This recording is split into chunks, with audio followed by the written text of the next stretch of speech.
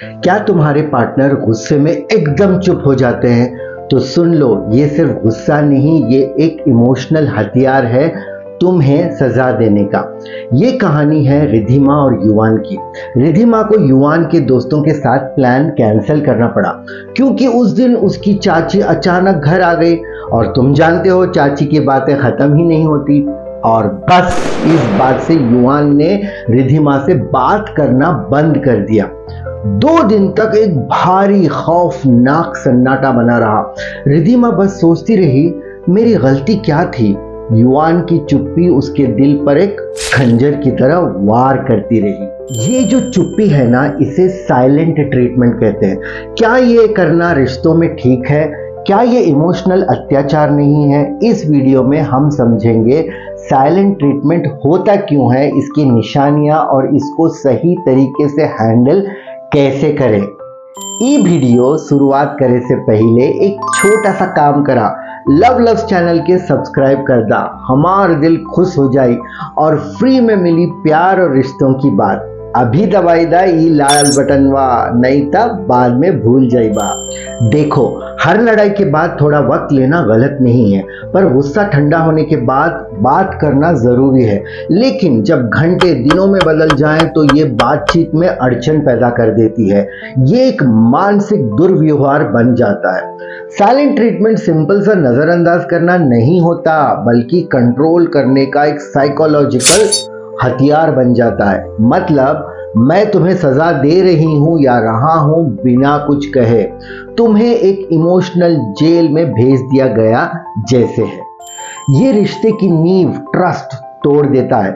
बात रुक जाए तो पार्टनर अकेला महसूस करता है और दर्द उसका गला घोंटने लगता है। आखिर लोग खामोशी का अस्त्र क्यों चलाते हैं? 3 बड़ी वजह होती है, चलो जान ले। पहली, कुछ लोगों को झगड़े को सुलझाने का तरीका ही नहीं आता। उन्हें डर होता है कि बात करने से गुस्सा और भड़क जाएगा, तो वो खामोशी को अपना बचाव बना लेते हैं। दूसरा, कब्जा। चुप रहकर सामने वाले को तड़पाते हैं ताकि वो झुक जाए, माफी मांगे, चाहे गलती उसकी हो या ना हो। इस तरह वो अपने आप को ताकतवर महसूस करते हैं। तीसरा, सीखा हुआ बर्ताव। बचपन में माँ बाप को देखा होगा ऐसा करते हुए, या पिछले रिश्तों में यही ट्रीटमेंट मिला होगा। अब सवाल ये है, छोटा सा वक्त लेना और साइलेंट ट्रीटमेंट देना, इन दोनों में फर्क कैसे समझे? ये 3 बड़े रेड फ्लैग्स या डेंजर निशानियों से। पहला, गुस्सा ठंडा करने के लिए कुछ घंटों की खामोशी ठीक है, लेकिन जब वो घंटे दिनों में बदल जाएं, समझ लो ये सुलझाव नहीं, सजा है।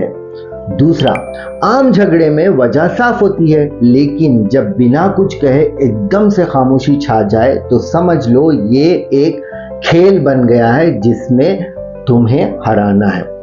तीसरा, अगर हर छोटी बात के बाद वही खामोशी दोहराई जाए तो ये आदत नहीं, एक विष भरा सिलसिला बन चुका है।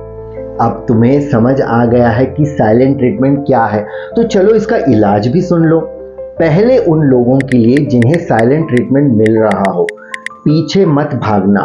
बार बार कॉल करना, मैसेज करना या माफी मांगने से सामने वाला और ज्यादा ताकतवर महसूस करता है। उसका ये घातक चरित्र और मजबूत बन जाता है। दूसरा, अपनी बात छुपाओ मत, शांत ढंग से कह दो, तुम्हारी खामोशी मुझे दुख देती है, मैं तुमसे बात करना चाहता हूँ, जब तुम बात करने के लिए तैयार होंगे तब हम बात करेंगे, मैं जब तक यहीं हूँ। तीसरा, अपनी खुशी उनके हवाले मत करो। जब वो चुप है, तुम अपना वक्त अपने काम, दोस्तों और मनचाही चीजों में लगाओ। उनकी खामोशी तुम्हारी जिंदगी का रंग फीका ना करे। तुम साइलेंट ट्रीटमेंट दे रहे हो तो समझ लो ये गलत है। ये रिश्ता तोड़ता है, जोड़ता नहीं। गुस्से को प्रकट करना सीखो। अगली बार जब गुस्सा आए तो बस इतना कहना, मुझे थोड़ा वक्त चाहिए, मैं बात करना चाहता हूँ लेकिन थोड़ा संभलने के बाद। याद रखो, एक छोटा सा मैसेज ये बात रिश्ते को बचा लेता है, जबकि चुप्पी उसको तोड़ देती है। तो आखिर में यही कहूँगा कि रिश्ते कभी खामोशी से नहीं बल्कि खुले संवाद से जिंदा रहते हैं। अगर तुम गलत हो तो माफ़ी मांग लो, गुस्सा हो तो कह दो। दिल के रिश्ते लफ्ज़ों से सांस लेते हैं, खामोशी से नहीं। हम है फारूक, हमरा से जुड़ल रहा था रिश्तों का समाधान मिलत रही। धन्यवाद।